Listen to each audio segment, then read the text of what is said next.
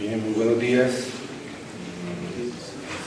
Voy a hacer una presentación en el contexto de las caracterizaciones generales que presentó Jairo, más de la coyuntura del gobierno, de cómo ya estas tendencias generales se ponen en funcionamiento. Y aquí quiero introducir el primer elemento metodológico, y es que el gobierno de Santos expresa continuidades con el de Uribe, pero también discontinuidades. Es decir, metodológicamente estoy colocado en la interpretación de los regímenes políticos que inauguró en el marxismo el famoso texto de Marx, el 18 Brumario de Luis Bonaparte. Y esto es que existiendo un régimen político y tendencias en el régimen político, que en últimas expresa lo que presentó Jairo como particularidades hoy de las tendencias, valga la redundancia, de la acumulación de capital en general en Colombia, pues en coyunturas concretas se expresan cambios, mutuaciones que obedecen a las presiones y a las particularidades del momento histórico en que se ejercen los gobiernos. Esto es que una cosa es el régimen y otra cosa son los gobiernos. Y esto metodológicamente tiene importancia. ¿Por qué? Porque, por un lado, tratar de mostrar a Santos, como ocurre en ciertos sectores de la izquierda colombiana, ya como un prohombre de la democracia y como que cesó la horrible noche del uribismo y ahora estamos en una fase diferente de libertades públicas y demás, pues a nuestro entender comete el error de que no ve las tendencias generales del Estado, de la política y en general del contexto internacional, pero igualmente una lógica de decir que Santos es simplemente Uribe en cuerpo ajeno, también impide analizar lo que son los cambios y las propuestas políticas, que es muy importante en el diseño de una táctica de resistencia ahora. Dicho eso, metodológicamente arriesgo las siguientes tesis. Primero, como continuidad, el terror de Estado. Jairo ya lo describió en el contexto general, es decir, lo que significa el presupuesto militar creciente, lo que significa la política de seguridad democrática, el alineamiento con la política internacional norteamericana de Plan Colombia. Ya Estados Unidos empezó a decir que va nuevamente por la totalidad de las bases después del fallo de la Corte Constitucional, la sociedad policíaca, la reforma de la policía y la participación de la sociedad en el tema de orden público, es decir, todo lo que tiene que ver con el fascismo cotidiano más en el contexto de guerra, extender el control estatal y policíaco y de terror sobre el conjunto de la sociedad. Todo eso se preserva, pero hay una particularidad que creo que es fundamental en el gobierno de Santos en el marco de esa misma continuidad, y es que habla ahora a nombre del posconflicto, habla a nombre del cese de todas las violencias, habla de un supuesto escenario agotado en el ciclo anterior gubernamental, presenta la situación de tal manera, y esto ubica el Estatuto de Tierras, la Ley de Víctimas, la convocatoria en general a sectores de la sociedad por la vía corporativa, estoy hablando de organizaciones sindicales, campesinas, a que de alguna manera participemos en un nuevo entorno de legitimidad institucional. Y esto tiene que ver básicamente con dos temas que son claves en ese contexto. Primero, la actualización de la Ley de Víctimas por la vía indemnizatoria. Esto es, por un lado, en lo penal, activan lo que en procedimiento penal se ha presentado como principio de oportunidad. Principio de oportunidad es que quien entra en el proceso de judicialización por efectos de todo lo que ha ocurrido como terror en el último periodo, alega principio de oportunidad, esto es, alega un acuerdo judicial, lo cual hace que su declaratoria y lo que tiene que ver con sus confesiones y su participación judicial va a estar mediada por el arreglo, es decir, no va a haber proceso de verdad. Aquí quiero reivindicar a un personaje que ha sido muy íntegro en este tema, Iván Velázquez. que todos los que estamos mayoritariamente en este auditorio, y lo digo para los visitantes internacionales, fue manipulado por el gobierno anterior para que declarara un paramilitar, declarara contra él de que supuestamente este señor, que era investigador del primo de Uribe, supuestamente había buscado a este paramilitar para decirle que declarara y que le daban beneficios judiciales. Bien, este señor dejó constancia contra el principio de oportunidad y alegó que efectivamente ese principio de oportunidad es impunidad, porque no va al proceso a fondo.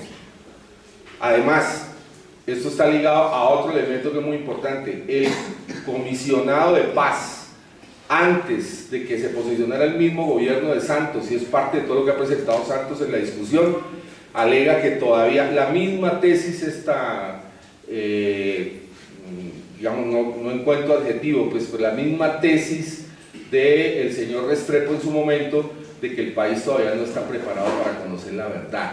O sea, se liga a una negación de proceso de verdad, lo que tiene que ver con los procesos judiciales de principio de oportunidad, intentando sacar adelante rápidamente un lavatorio, una expiación pública de los procesos paramilitares y de parapolítica en el marco del alegato del posconflicto. Esto se adiciona también con una política de privilegiar las indemnizaciones, es decir, actuar hacia las familias de las víctimas más en función de indemnización administrativa que de proceso de verdad. Es decir, completa un cuadro que intenta, insisto, presentar posconflictos de esta manera, preservando el terror de Estado y preservando sobre todo los empresarios que fueron responsables del paramilitarismo y de la parapolítica en Colombia. Esto, desde el punto de vista de escenarios futuros, tiene implicaciones, porque esas víctimas que hoy se les está negando el derecho del resarcimiento público van a quedar no solo mayugadas desde el punto de vista de que no conocen la verdad y demás,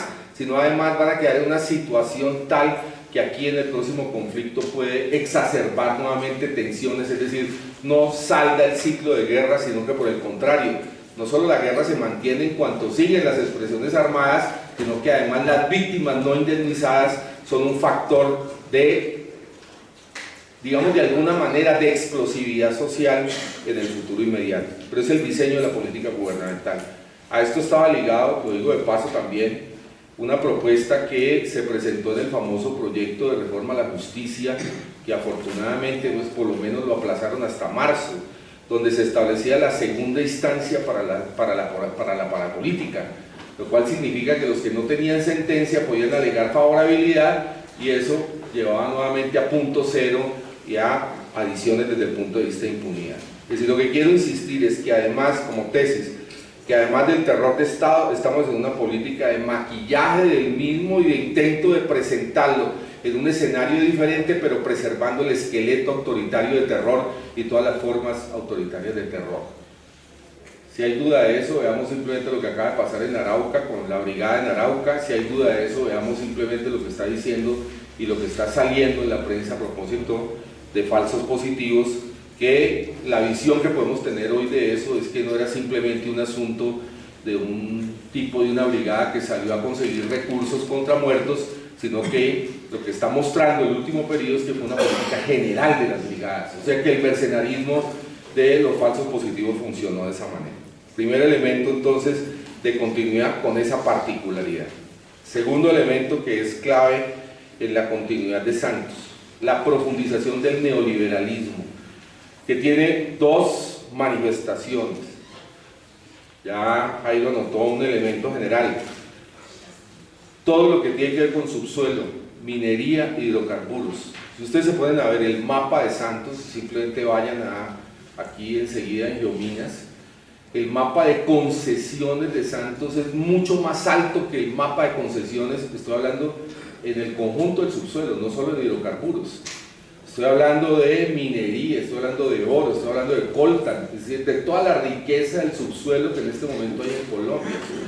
Hay un proceso de profundización de las concesiones que, asociado con las favorabilidades que se le da al capital internacional y a la inversión extranjera directa, va a producir un arrasamiento sobre el hábitat y sobre los territorios. Pero antes de llegar allá, quiero explicarlo desde el punto de vista del contexto económico, porque esto tiene que ver mucho con la gestión de la crisis económica actual. ¿Por qué profundizan el modelo minero en la coyuntura? Colombia en este momento tiene una particularidad, que es una particularidad típica de la región, y es tenemos déficit en la balanza comercial, es decir, nosotros importamos más que lo que exportamos. Contrario a la tesis que se presenta por parte de nuestras élites y de la tecnocracia interna, de que nosotros somos de los países más estables de América Latina, he aquí un efecto de vulnerabilidad que ha sido recurrente en la economía colombiana en el último periodo. Y como hay una crisis sistémica desde el punto de vista de las finanzas internacionales, lo que están exigiendo las instituciones financieras es que consigamos con recursos de inversión extranjera directa, particularmente en el subsuelo, lo que antes de alguna manera se podía conseguir en crédito y en otras formas de manifestación. Es decir, no a corto plazo, estoy pensando en el escenario de lo que significa en costos la agudización de la crisis. Simplemente por tiempo, porque aquí estoy de acuerdo con Jairo que tiene que hablar uno como telegrama, simplemente las tesis generales. Imaginen ustedes que la sola crisis griega costó 130.000 millones de euros, es decir, estamos hablando de aproximadamente 180.000 millones de dólares. Todo el mundo apuesta, y esto ya no es pues de los profetas del apocalipsis, sino que es de los propios economistas transnacionales del capital. Pues estoy hablando de The Economist, estoy hablando de las revistas internacionales para pasar facturas sobre este tema, ¿no? Están aceptando que España, Portugal están en un ciclo parecido a Grecia a la vuelta de 6 meses.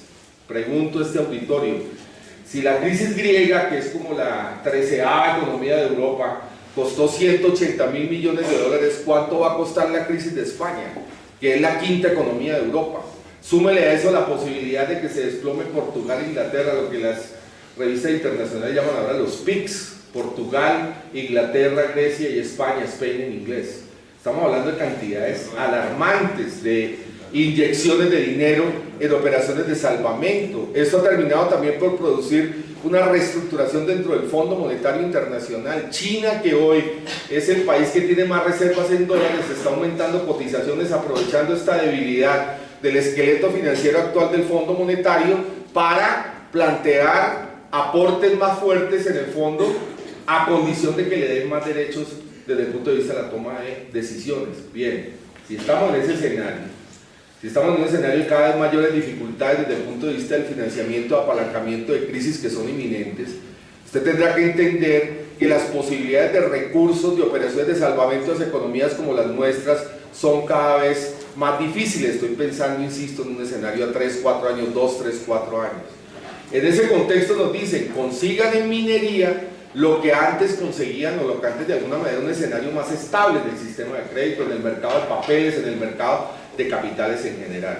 Quiero mostrarles lo siguiente, como tesis: la crisis financiera obliga a un fortalecimiento de la reprimarización económica.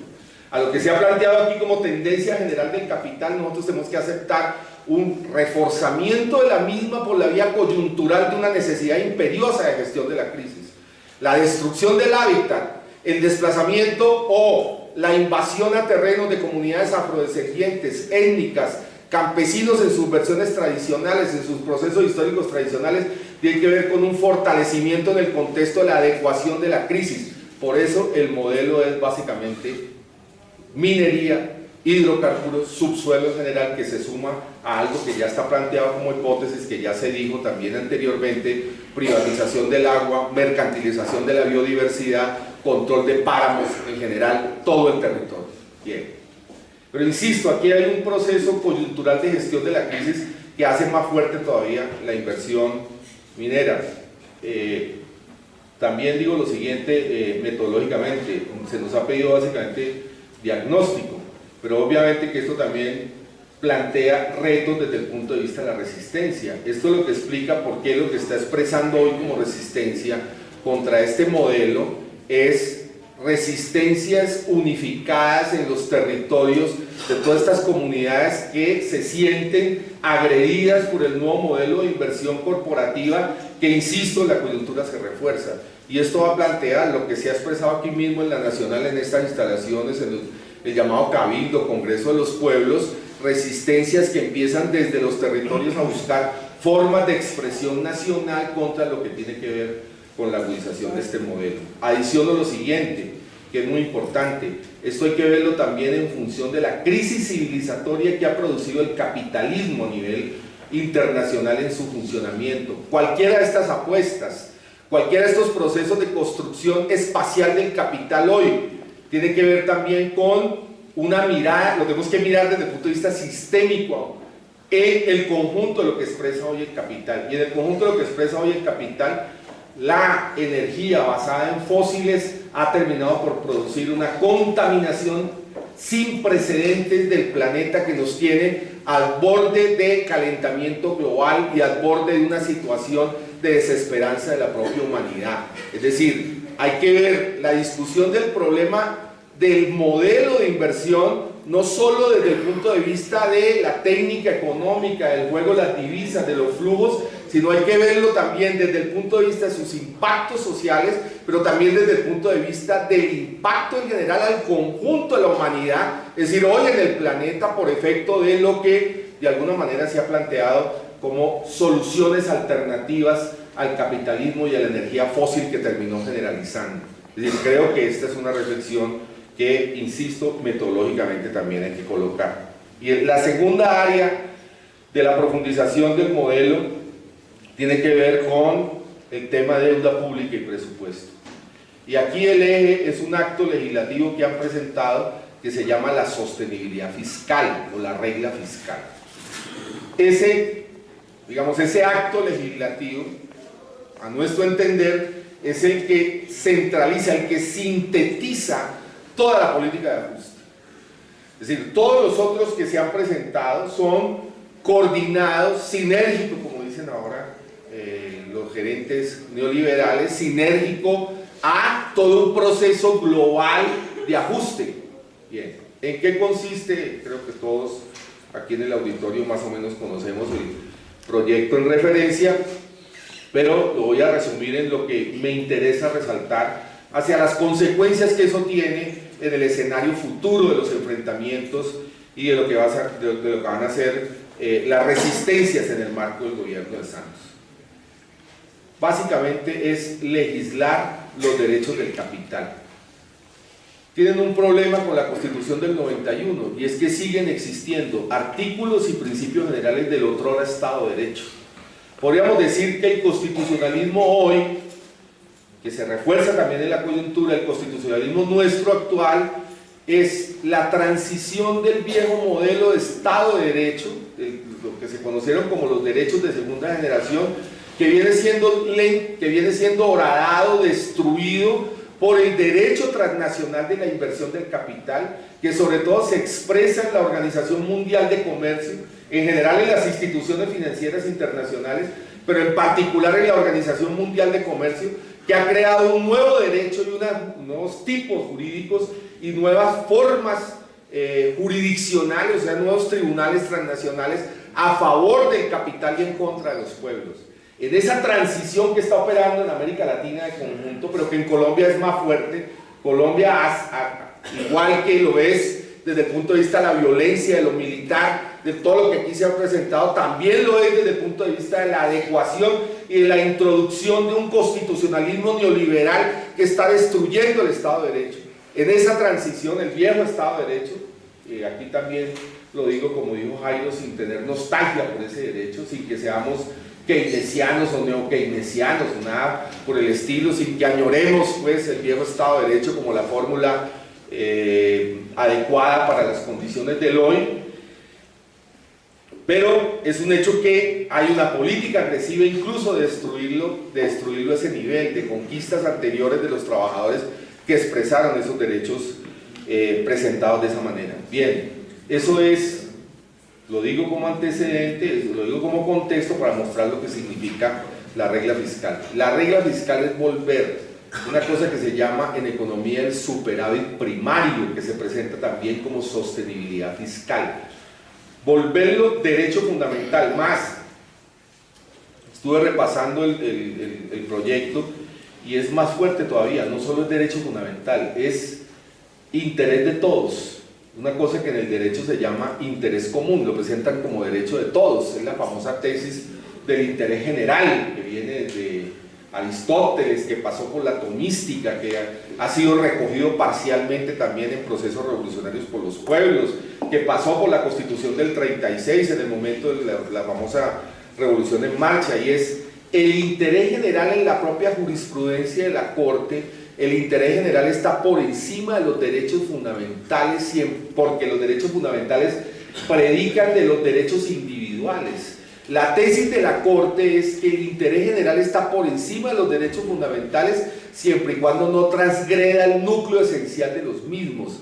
Pero en últimas es decir que la sostenibilidad fiscal es más importante que todo el Estado de Derecho. Eso es lo que quiero mostrar. ¿Eso qué significa en concreto desde el punto de vista presupuestal? Desde el punto de vista presupuestal, eso le fija una norma al Estado. Antes de usted realizar educación, salud, salarios, desplazados, todo lo que tiene que ver con víctimas, todo lo que tiene que ver con la agonía de una población pauperizada por la vía de una política agresivamente neoliberal en las últimas décadas, todo lo que tiene que ver con el arrasamiento de derechos, eso que se quede simplemente en el asistencialismo focalizado, porque lo que vamos a garantizar aquí primero es el pago de la deuda y luego veremos si hay plata para los derechos. Por eso lo tienen que elevar a derecho fundamental, porque si lo elevan a derecho fundamental, cuando la gente va a exigir derechos sociales desde el punto de vista jurídico, van a colocarle una trampa y decir, no, aquí hay excepción, porque esto es más o tan derecho como lo otro. Yo no le estoy diciendo que no le voy a pagar a la universidad pública o que no le voy a pagar a los desplazados, lo que pasa es que ahora no tengo plata. Déjelo ahí en la columna de pasivos que algún día se lo pagaré, algún día puede ser como la ranchera, quizás y a lo mejor nunca. Es decir, lo concreto es que difiere por completo los derechos sociales y que coloca como prioritario el pago de deuda. ¿Por qué? Ahí iba antes de hacer el desglose jurídico. Es que superávit primario es que los ingresos corrientes del Estado, o sea los impuestos, tienen que ser mayores a gastos más los intereses de la deuda. Es decir, lo que están garantizando es el pago de la deuda. Sostenibilidad fiscal significa que primero hay plata para los inversionistas de deuda y luego veremos si hay derechos sociales. Creo que nunca en el constitucionalismo, creo que en América Latina, Jairo, habíamos llegado a ese nivel de exegética neoliberal constitucionalizada. Es decir, eso lleva a unos niveles de agudización de la contradicción desde el punto de vista del ataque a la población. Es un plan de ajuste constitucionalizado. Es lo que estamos presenciando hoy en los dictados del Fondo Monetario Internacional en Grecia, en España, hecho de antemano por la vía constitucional. Y eso articula todo lo demás. Lo decía, las regalías se las quitan a los departamentos donde están los recursos para decir que todos son unos ladrones, para no seguir adjetivizando, que todo lo que pasa por las regiones se lo roban. Desconocen que el propio SAR Anticorrupción anota que en el Estado, en el nivel central, se roban 4 billones de pesos o desaparecen 4 billones de pesos año por corrupción. ¿Y hacen eso para qué? Para tomar parte de esos recursos para la sostenibilidad fiscal. Lo otro irá a pensiones, lo otro irá a proyectos de inversión. Pero adiciono lo siguiente porque es muy importante con relación a lo que presentó Jairo. Porque la tendencia hoy espacial es que lo central transnacional, donde se expresa el poder del capital financiero, disciplina a las regiones. O sea, hay un nuevo mapa de la espacialidad del capital asociado con la globalización, pero controlado desde arriba por la tecnocracia del gran capital, que a su vez está ligado con las instituciones financieras internacionales. ¿Qué quiero decir con ello en el caso concreto de las regalías? Tomarán el grueso de las regalías, unas para sostenibilidad fiscal, pago de deuda, superávit primario, y otra para disciplinar a las élites regionales, controlando las regalías, que va a ser el grueso de los recursos, porque se me olvidó decir en el caso concreto de las concesiones de minería, ellos están calculando que en los próximos 10 años van a entrar aproximadamente 83.000 millones de dólares, o sea, aproximadamente 160 billones de pesos, lo que hacen es quitarle eso a las regiones, centralizarlo, ese va a ser el eje. El modelo ya hoy es el 83% de la inversión extranjera, todo lo que tiene que ver con subsuelos, es decir, prácticamente todo, vuelcan todo sobre este modelo del subsuelo. El Estado central se queda con él, insisto, por un lado paga sostenibilidad fiscal y por otro lado disciplinan a las élites regionales. Y usted va a hacer tal cosa en Arauca, no, es que yo tengo los recursos. O sea, adecúan todo esto a los megaproyectos, a IRSA, a la nueva espacialidad transnacional que exige el capital transnacional, y lo disciplinan por la vía de los recursos. Pero, insisto, tiene que ver con el tema de la sostenibilidad fiscal como el eje fundamental. Y el tercer nivel, que tiene que ver con el tema de la adecuación territorial, es un nuevo ordenamiento territorial que sigue estos entornos presupuestales y de capital que aquí he presentado. Me falta un tema que es el Estatuto de Tierras, que lo dejo deliberadamente al final, porque ese tema es precisamente no de las continuidades, sino de las discontinuidades parciales del gobierno de Santos. Bien, eso es, digamos, elementos generales dentro de lo que puede decir uno en un lapso tan corto de presentación a propósito de las continuidades en el gobierno Uribe. Es decir, el régimen como tendencia se estabiliza en el terror de Estado y en la profundización del modelo neoliberal por la vía de concesiones de minería y por la vía de fortalecimiento del pago de la deuda pública, profundización del modelo neoliberal. ¿Cuáles son las discontinuidades o las particularidades? Primero, una profundización del modelo corporativo. Hay una política deliberada del gobierno de capturar sectores de la dirección del movimiento sindical y popular. Simplemente, Angelino Garzón es llevado como parte de una política funcional, es llevado a la vicepresidencia para que tenga un discurso de cooptación y de integración del movimiento sindical. Eso se ve públicamente cuando Angelino, previo a la posesión del gobierno de Santos, va a la CGT a promoverle el Ministerio del Trabajo, Julio Roberto Gómez, que terminará en una propuesta de más largo vuelo, que es el intento de crear una confederación sindical paralela a la CUT y directamente controlada por el gobierno. Es decir, el modelo de pauperización y el modelo de profundización neoliberal requiere también mecanismos de expresión, mecanismos de difusión, mecanismos de cooptación en el propio movimiento social que de alguna manera le garantice la sostenibilidad. Esto igualmente ocurre en una organización indígena paralela a todo lo que he venido construyendo resistencias indígenas en el país en el último periodo, particularmente así norte del Cauca, todas las peleas de resguardos y cabildos que se conoce como la OPIC.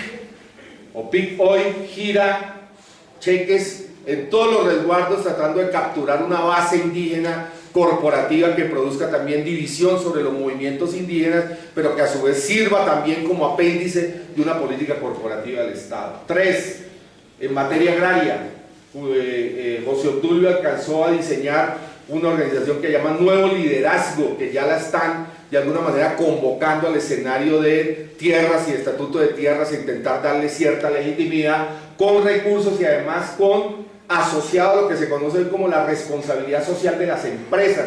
Las empresas juegan con recursos en los territorios y eso va a estar asociado también a un modelo corporativo, es decir, esto asocia gobierno, empresas y expresión corporativa de un intento de dividir y de capturar un sector propio dentro del movimiento campesino. Es decir, vamos a vivir un proceso de tendencia de fortalecimiento como política pública, con recursos por parte del Estado para hacer un neocorporativismo en el marco de lo que está ocurriendo también como modelo de gestión de la crisis. Y el otro punto que es clave, y por tiempo simplemente lo remato, es el tema del Estatuto de Tierras, que ha sido presentado y que terminó pues dividiendo el polo democrático, dividiendo el movimiento social y demás, que ha sido presentado como progresivo y como la nueva cara y el nuevo escenario de concertación y de política de giro democrático, de supuesto giro democrático del gobierno. Aquí quiero decir también a nivel de telegrama, ¿qué significa eso? ¿Qué significa el Estatuto de Tierras y cuál es el propósito del Estatuto de Tierras? Primero, completar el maquillaje del posconflicto. Yo hago desplazados, doy tierra a algunos desplazados, los llevo a sus sitios, se acabó el conflicto, estamos en otro escenario, vamos a construir otro país, conciliación en la tierra, el tema de la tierra que era el tema fundamental, ahora se convierte en un tema de conciliación. Por un lado hicieron el proceso impunidad en todo lo que intenté presentar a propósito de lo penal, indemnizatorio, más ahora lo presento desde el punto de vista del desplazamiento. Si hay alguna duda de estos, aquí vino quien diseñó este modelo en Sudáfrica, que es el señor Michael Carter, que estuvo en los Andes encerrado con toda la tecnocracia de los Andes, expresándole una situación similar en lo que fue Mandela y los periodos post-conflicto en Sudáfrica. Es decir, tiene que ver con una idea de una nueva legitimidad pública, es decir, completa el cuadro de una nueva legitimidad pública en el marco del post-conflicto. Por lo demás, esto ya lo había expresado en Colombia un señor que se llama Laforit, que hoy oficia de presidente de la SAC, perdón, de Gana, y Alejandro Reyes ahora como asesor del Estado, pero ya Alejandro es más de la tecnocracia reciente de Santos. Segundo elemento, necesitan adecuar el mapa de propiedad, esto en el marco de las tendencias generales que se presentó aquí. Es decir, nosotros vivimos un proceso de desplazamiento y hay que adecuar el mapa de la propiedad, porque no va a venir gran inversión a Colombia, ni van a potenciar el proceso de agroexportación si no es claro el mapa de propiedad. Es decir, hay una transición similar en Colombia a la que se vivió en el periodo inicial del Frente Nacional, posterior a la violencia y al despojo de los años 40 y 50, hay que readecuar nuevamente con notaría, con fe pública, con todo lo que significa nuevamente la titularización, estoy hablando desde el punto de vista de propiedad, para articularnos a todo lo que es el otro eje fundamental del Estatuto de Tierras, a adecuar a la mercantilización de la tierra en el escenario de la globalización transnacional y particularmente de la agroexportación, que es otro tema también clave desde el punto de vista de divisas y de funcionamiento de la economía a nivel internacional. 3, que es un elemento clave, aquí simplemente por tiempo lo digo, la financiarización de la tierra.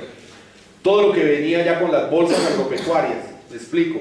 Si vamos a pasar de cultivos de corto plazo a cultivos de largo plazo, ahí entran los bancos.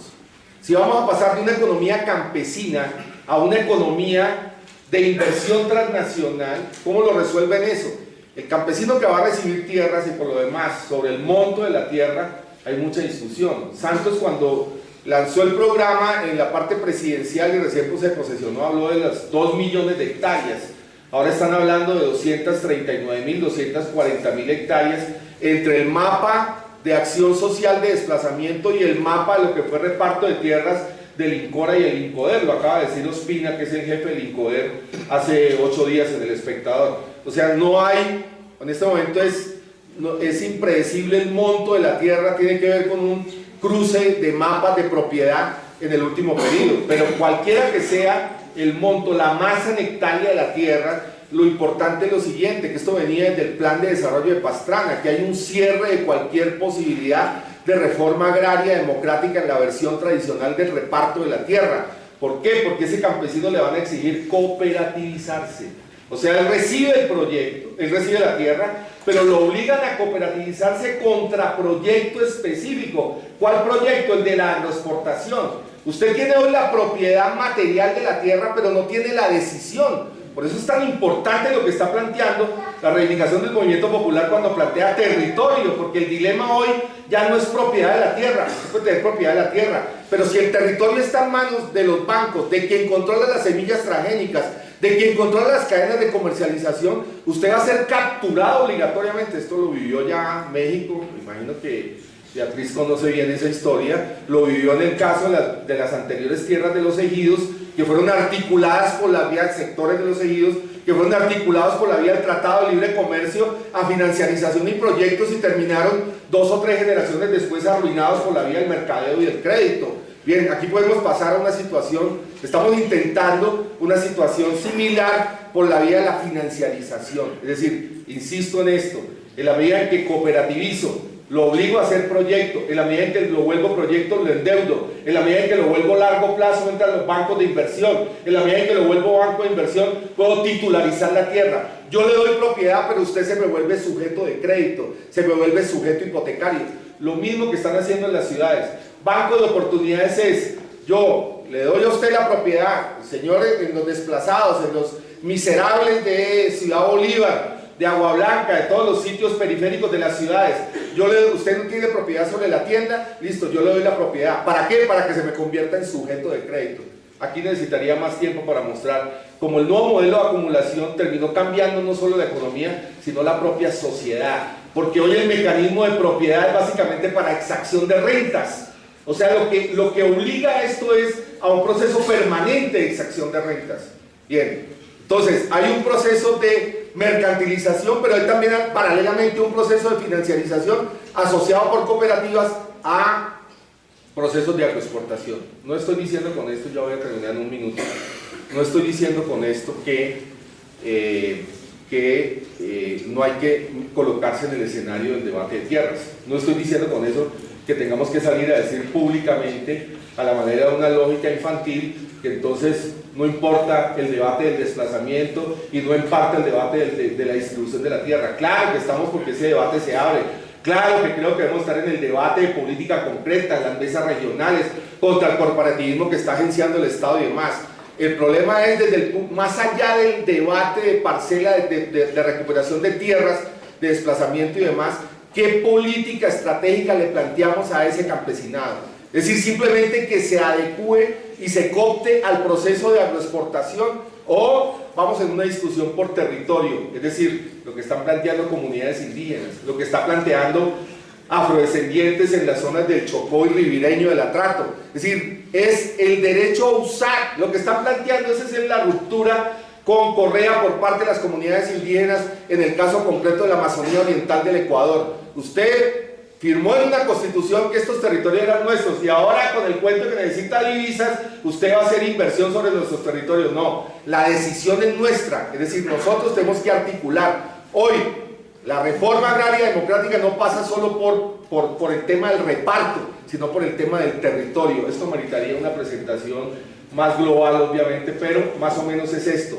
Contra el intento corporativo transnacional de apropiarse de los territorios, resistencia de abajo por mantener por fuera de lo corporativo y a la manera asociativa y a la manera de decisión autonómica en las sociedades, el territorio como mecanismo de resistencia alternativa al capital transnacional. Y último segundo para decir lo siguiente.